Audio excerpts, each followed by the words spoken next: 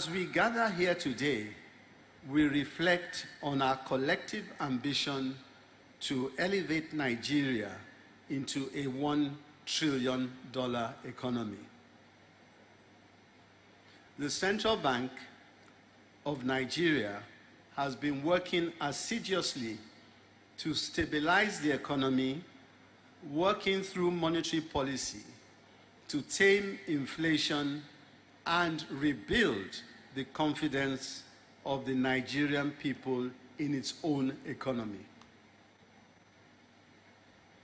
Nigeria, as Africa's most populous country, continues to pursue sustained and inclusive economic growth. One of the most pressing challenges with this mandate is the integration of more citizens into the formal financial system. Financial inclusion is not a peripheral issue. It is central to achieving broad-based economic growth. Economically, financial inclusion impacts poverty reduction, income inequality, employment generation, and overall productivity.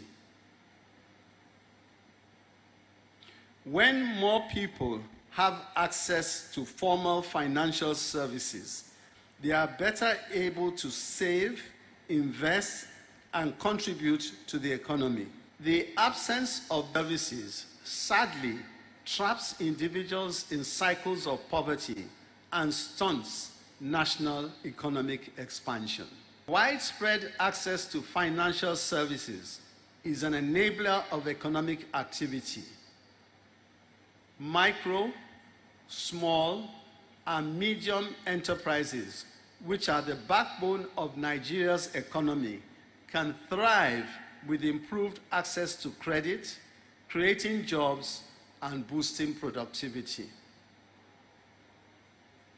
Moreover, as more Nigerians can save and invest in education, healthcare, and housing, their quality of life improves, fostering broader economic development.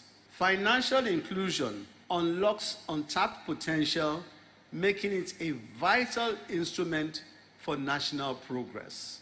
It is in recognition of this that the Central Bank of Nigeria, CBN, has been a steadfast advocate for financial inclusion due to its critical role in achieving macroeconomic stability.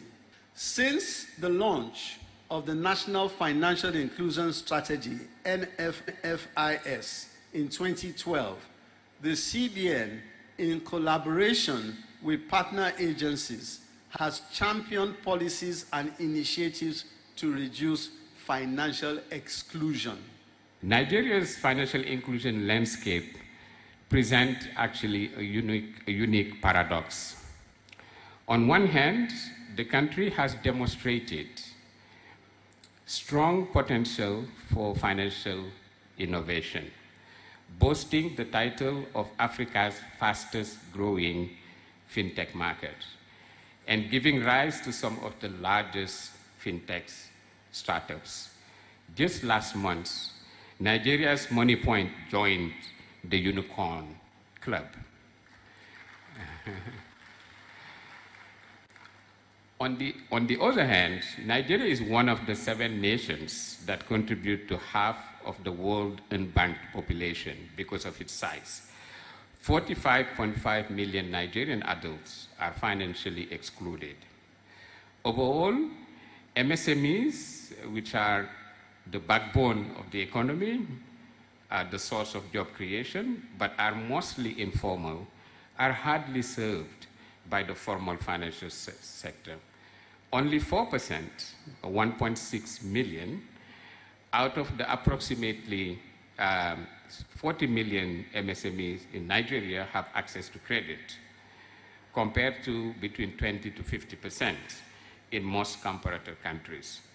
At 14% of GDP, Nigeria's private sector credit to GDP is the lowest among peer countries. In South Africa, it's 92%, in Brazil, 72%, Indonesia, 35%, and it's lower than the average for sub-Saharan Africa.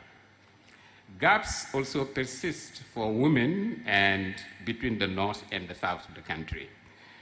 There is an 11% gap, gender gap in access and uptake of formal financial services and product. And women are more likely to rely on informal providers compared to men. Geographically, the southwest region of Nigeria, led by Lagos, boasts the highest inclusion rate, with 95% of adults financially included. But in contrast, the northeast and northwest region record the highest number of financially excluded adults, representing 38 and 47% of adults, respectively.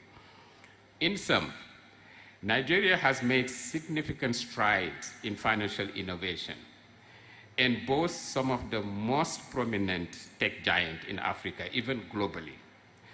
At the same time, a significant portion of the population remains underserved. Millions of Nigerians, particularly women, youth, and those in rural areas, still lack access to formal financial services.